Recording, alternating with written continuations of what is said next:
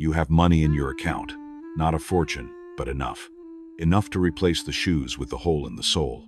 Enough to buy the book you've been wanting instead of waiting for the library hold. Enough to say yes when friends suggest dinner instead of making an excuse. But you don't. You wear the broken shoes. You wait for the library. You stay home with crackers and cheese and tell yourself you're not hungry anyway.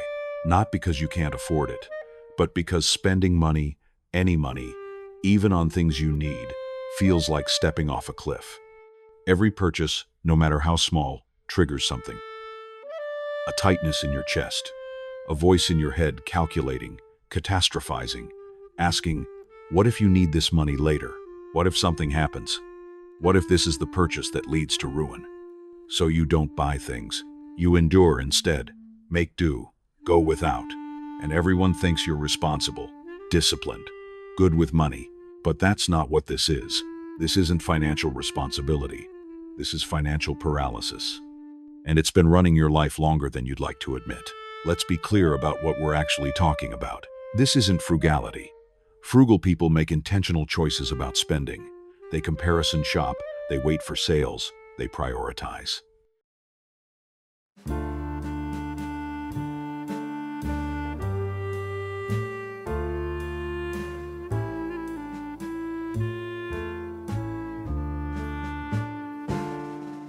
This is different.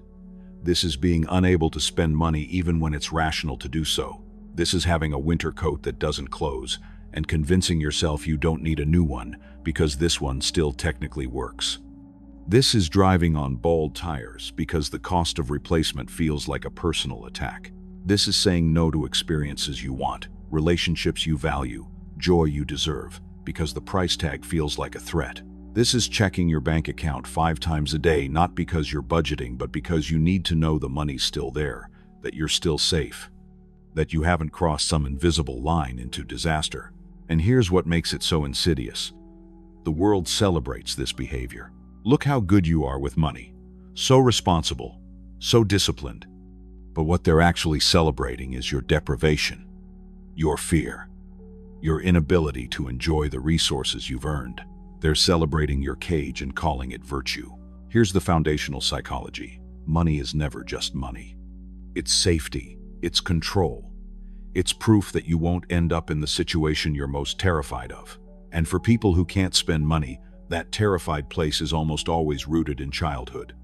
Maybe you grew up poor, really poor, the kind of poor where the electricity got shut off, where you learned to lie about why you couldn't go on the field trip, where you understood, earlier than you should have, that money was survival. And your nervous system learned.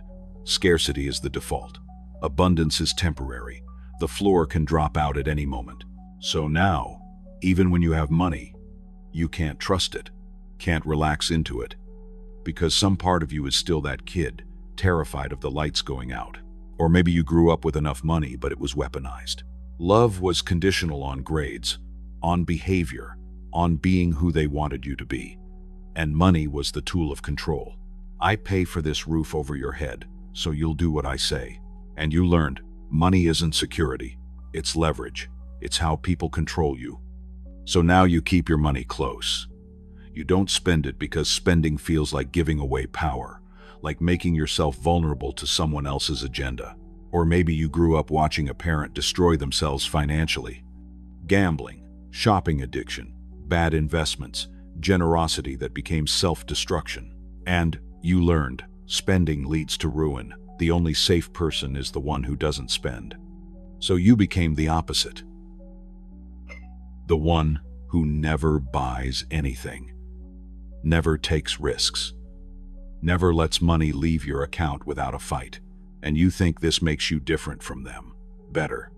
But you're not free. You're just imprisoned by the opposite extreme. There's also this. For some people, not spending is the only form of control they have. Everything else in their life feels chaotic. Relationships are unpredictable. Work is unstable. Health is uncertain. But the bank account? That they can control.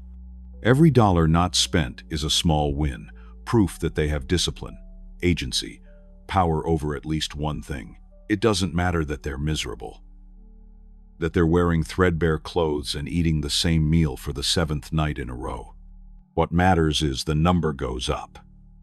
And the number going up means they're doing something right, even if they can never articulate what, exactly, they're saving for. Meet David, 39, has $47,000 in his savings account and holes in both his work shirts. He knows he should replace them. He can afford to.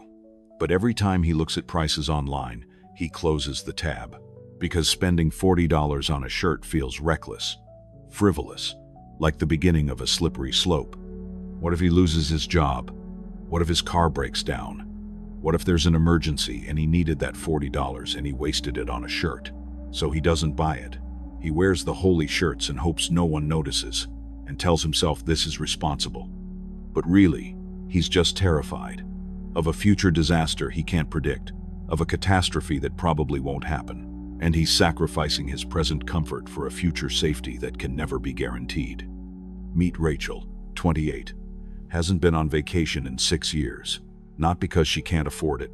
She has the money, has the time off. But every time she thinks about booking something, the anxiety spikes. All that money for what?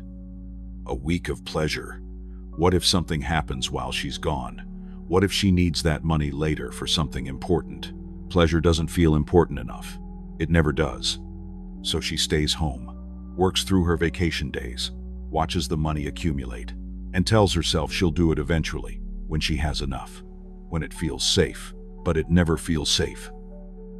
The number is never enough. Because the issue isn't the amount, it's the fear. Meet Tom, 45, makes good money, lives like he makes minimum wage. Studio apartment in a bad neighborhood, no car, thrift store clothes, rice and beans for dinner most nights. His friends think he's broke. He doesn't correct them, because explaining would require admitting that he has money but can't bring himself to spend it. That the thought of upgrading his life, even incrementally, feels like betraying something. His past, his parents who struggled, the version of himself who survived on nothing. If he spends money, if he lives better, who is he? So he stays in the deprivation he knows, because at least it's familiar. Here's what it actually feels like to be unable to spend money. It's seeing something you need and immediately calculating how long you can go without it. It's the physical anxiety, the tightness, the way your body tenses when you think about making a purchase. It's the shame of saying no to things you want to say yes to. Dinner with friends, a concert, a gift for someone you love. It's watching other people spend freely and feeling both superior and envious, judging them for being reckless while secretly wishing you could be that free. It's the exhaustion of constant vigilance, of checking prices, of comparing, of always choosing the cheapest option, even when it costs you in other ways. It's the loneliness, because deprivation isolates you. You can't go places, can't participate, can't keep up. And it's the quiet grief of a life half-lived, of experiences not had, of joy deferred indefinitely. Here's the truth. Money in your account that you can't access isn't security. It's a different kind of poverty. Because poverty isn't just not having money. It's also having money and being too afraid to use it. So what do you do if you can't spend money? First, understand what money represents to you. Is it safety, control, proof of worth, protection against a specific fear? Name it. Because you can't address what you won't acknowledge. Second, start small. Not big purchases. Not trips or furniture or major upgrades. Small. A coffee you actually want instead of making it at home. And practice sitting with the discomfort. Notice it. Don't fix it. Just observe. Third, separate past from present. You're not in the situation you were in as a child. You're not your parents. The catastrophe you're protecting against already happened, or it's imaginary. You survived then. You'll survive now. Fourth, calculate the real cost. Not just what things cost to buy, but what they cost not to buy. The shoes that hurt your feet, the experiences you miss, the relationships that fade because you can't participate. Sometimes the cost of not spending is higher than spending. And finally, practice worthiness. Because often, The inability to spend is about not believing you deserve good things. And you do. You deserve comfort, joy, ease. Not someday, not when you've saved enough, not when it's safe. Now. Because the truth is, there's no amount of money that will make you feel safe if you don't address the fear. And there's no future purchase that will justify a lifetime of deprivation. The money is meant to be used, not hoarded, not worshipped, not treated like proof of your virtue. It's meant to give you options, freedom, the ability to say yes to life. And if you can't do that, you don't have financial security. You have financial imprisonment. And the only one holding the key is you.